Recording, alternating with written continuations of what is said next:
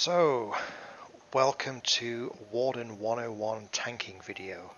I've got my friend here, he goes by the name of Obi-Wan normally, this is his Warden. Heyo. And he'll just introduce himself a little bit and his Warden experience so you have an idea of who I'm training with, and then I'll go through setting up a Warden for tanking endgame content with him. He's level 125 at the moment, so he's still got a way to go, but yeah, I'll hand over to Obi now. Yeah, I'm mainly a Cappy tank. I started out with a Guardian tank, that was my main. Now full on Captain tanking. I Valored this Warden. I played him to like level 50. I saw you tanking and I thought by myself, yeah, that's what I want to do. Only I have no idea what I'm even doing with the Warden, so that's why I'm here for the training. Yeah, have you tanked at all on a Warden or anything, or just solo content? Just solo content, man. Okay, so you've pretty much done just the DPS gambits. Like I'm even new to the Warden class itself. Huh. Okay. I know a few gambit lines with the DPS line, but not even from the tanking line. I don't even have a trade line yet, so I'm a complete newbie. Alright, well, let's get you started with trading for tanking. So if you want to open up your trading window, I'll take you through.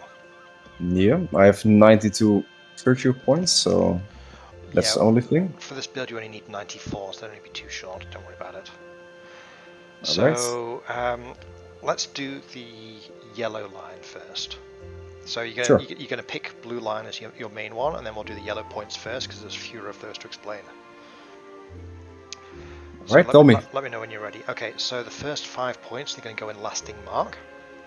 Okay, and I think that's for the DPS classes to support them. Yeah, exactly. For the mitigations. So it's going to add 25 seconds to your marked and diminished target, which is going to give you lots of incoming damage, 5% in incoming damage for the boss minimum, up to 12.5% with swap weapons. Basically a telling mark or something. Yeah, essentially. Okay, sounds good. Okay, you're going to want 3 points in range damage. They're just drop points, so we can unlock the later tiers. They don't really do much, but it's going to give you extra 15% range damage. Done. Okay, and then you're going to add 5 points to finesse, just to make sure that our skills land. Having an extra finesse buff is quite nice, there's less resistance chances.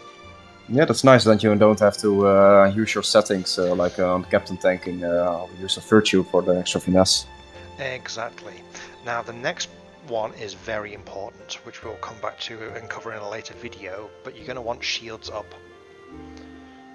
So this is 5% extra block chance after entering the fray. That's gonna increase my BP. Exactly. So when you swap from your ranged stance, which is in the fray, to your melee stance, you're going to get an extra 5% block chance, which is quite a lot just for swapping stances, and you can do that every 5 seconds or so if you want to. How long is the duration then? I think I can tell you.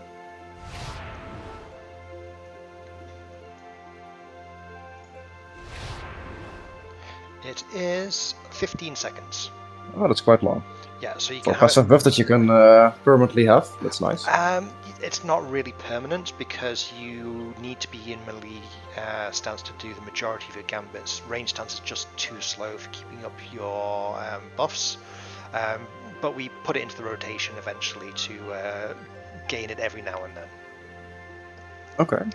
Okay, the next 5 points you want is going to be Enduring Assailment, which adds an extra 25% to your debuffs in ranged gambits.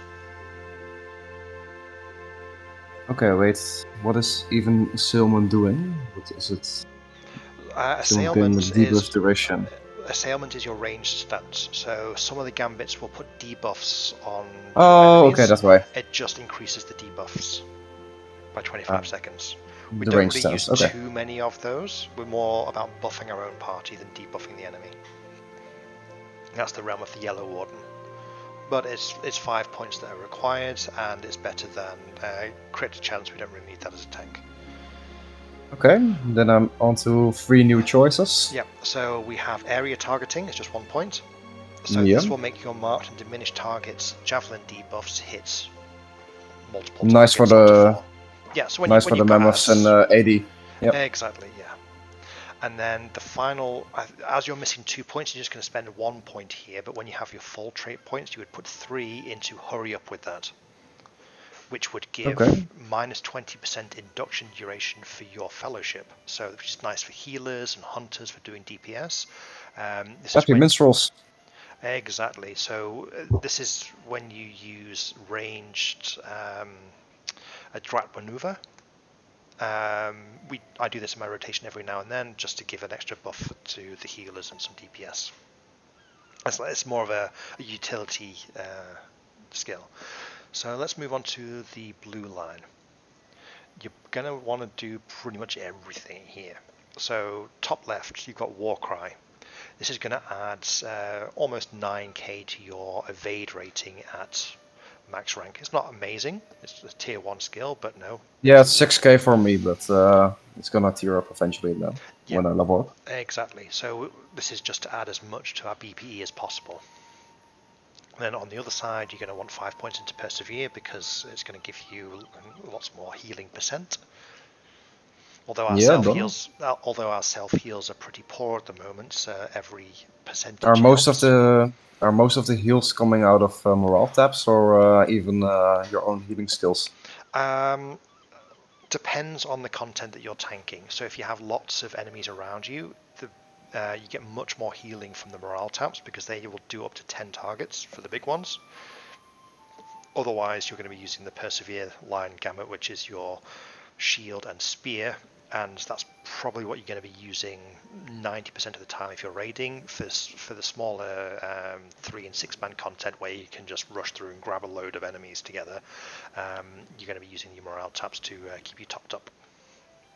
Okay, clear. Okay, the next one is going to be 5 points into careful shield work, which is going to increase your block and for both persevere and safeguard. So when you're doing your self heals, you're also getting a block buff. Okay, yeah, done. I think that's gonna increase my BP like Yeah, by it is. quite a much, yeah.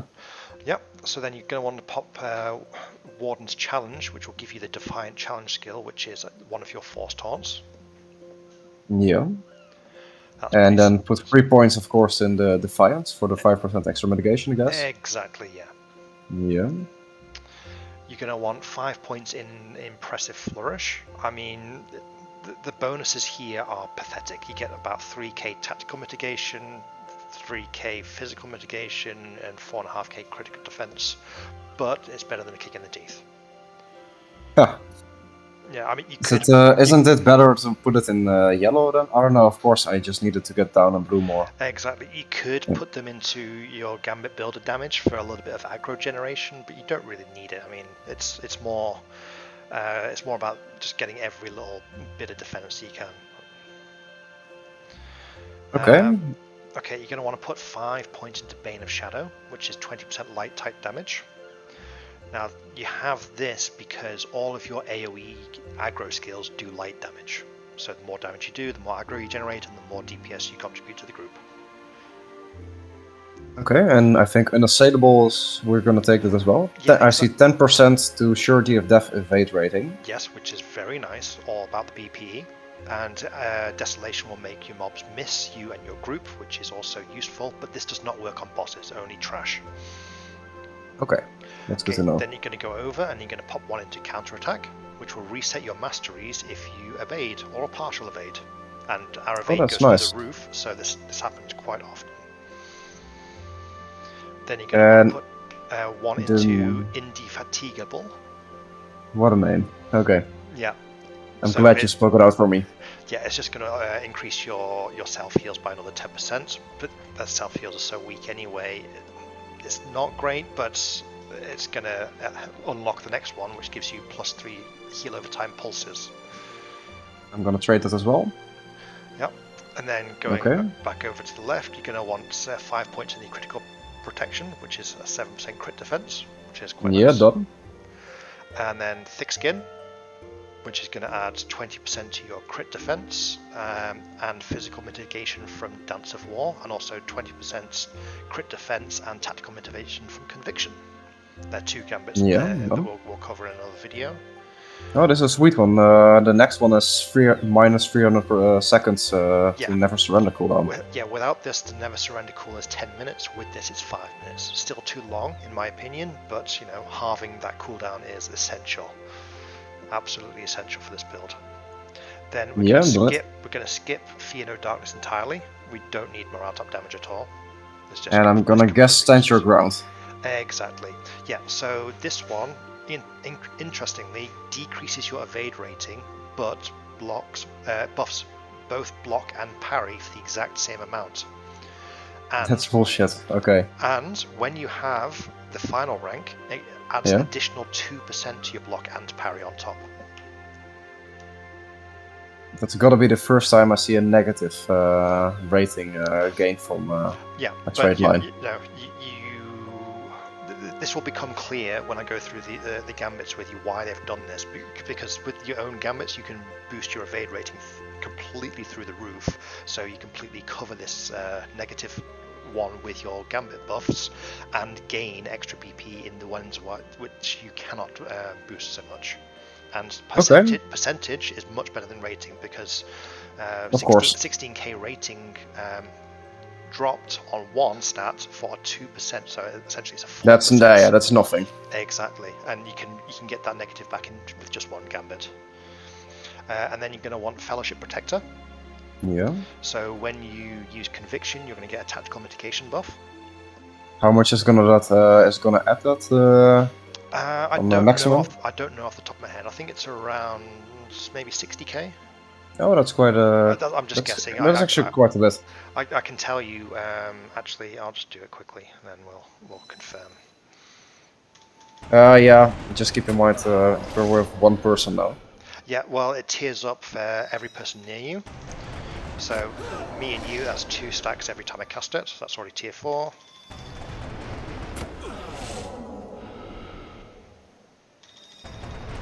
Tier 80k. 6.